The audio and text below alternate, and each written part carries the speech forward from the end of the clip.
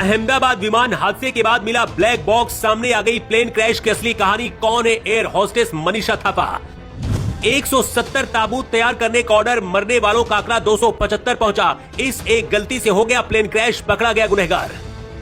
क्या तुर्की ने कराया विमान क्रैश? कौन है भारत का नासरे दमस जिसने 12 दिन पहले करी थी प्लेन क्रैश की भविष्यवाणी? 36 घंटे बाद विमान क्रैश होने की वजह तक जांच एजेंसियां पहुंच गई हैं। एयर होस्टेस मनीषा थापा भी इसी विमान में सवार थी और मदद करते हुए खुद भी हादसे का शिकार हो गई। लेकिन जिस ब्लैक बॉक्स की खोज हो रही थी उसके मिलने के बाद सबसे बड़ा खुलासा हो गया है। क्या भारत में प्लेन क्रैश किसी देश की साजिश है? तुर्की का नाम क्यों आ रहा है और कौन है वो बाबा जिसने 12 दिन पहले बता दिया था कि प्लेन क्रैश होगा और उसमें पूर्व सीएम विजय रूपाणी की मौत भी होगी? सिर्फ 2 मिनट इस रिपोर्ट पे बने रहिए, पूरी कहानी आपको बताते हैं। रिपोर्ट के मुताबिक अहमदाबाद में विमान हादसे में मरने वालों का आंकड़ा 275 पहुंच गया है। शवों को रखने के लिए 170 ताबूत का ऑर्डर किया गया है। अहमदाबाद सिविल अस्पताल के deputy civil superintendent Rajnish Patel ने शनिवार को कहा है कि अब तक 248 शवों का डीएनए सैंपल का क्रॉस वेरिफिकेशन हुआ है, जिसमें से 8 का डीएनए मैच हुआ है। 8 घायलों का अभी भी इलाज चल रहा है।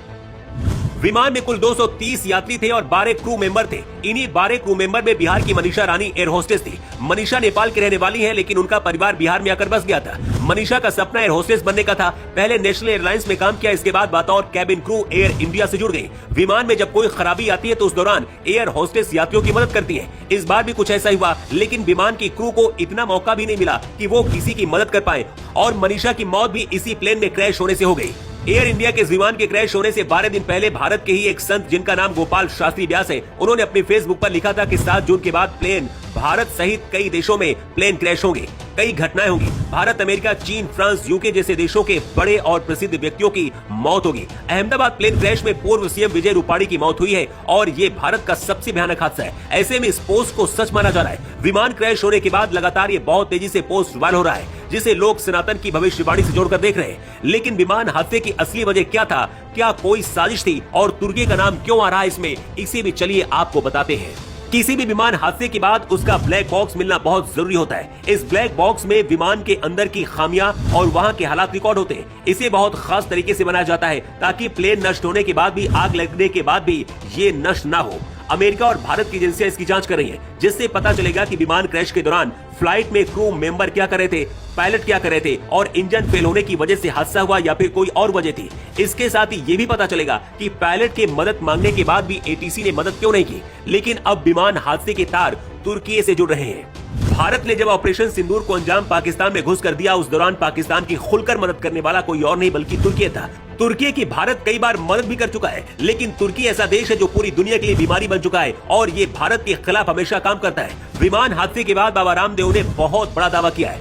बाबा रामदेव ने कहा है, मुझे पता चला कि तुर्की की एक एजेंसी जो विमानों में मेंटेनेंस का काम करती है, कहीं तुर्की ने तो इसके जरिए दुश्मनी नहीं निकाली, कहीं उसने तो कोई साजिश नहीं रची। रामदेव ने कहा कि भारत को अब इस तरह के संवेदनशील मामलों में विदेशी हस्तक्षेप को कम करना होगा। बाबा रामदेव ने जो दावा किया है उसे नजरअंदाज नहीं किया जा सकता है, क्योंकि इजराइल ने कुछ इसी तरह से पेजर अटैक अपने दुश्मन लेबनान में किया था इलेक्ट्रॉनिक डिवाइसेस के जरिए, जहां सारी डिवाइसेस फट रही थी। इसलिए भारत को भी अपने दुश्मन देशों से सावधान रहना होगा। वैसे जांच बहुत तेजी से चल रही है, ब्लैक बॉक्स की भी जांच हो रही है और बहुत जल्द असली गुनहगार के चेहरे से पर्दा हटेगा। क्या आपको भी लगता है कि इसमें तुर्की का हाथ या फिर कोई बड़ी साजिश हो सकती है, जैसा कि बाबा रामदेव ने दावा किया है? अपनी राय आप कमेंट बॉक्स में लिखकर जरूर बताएं।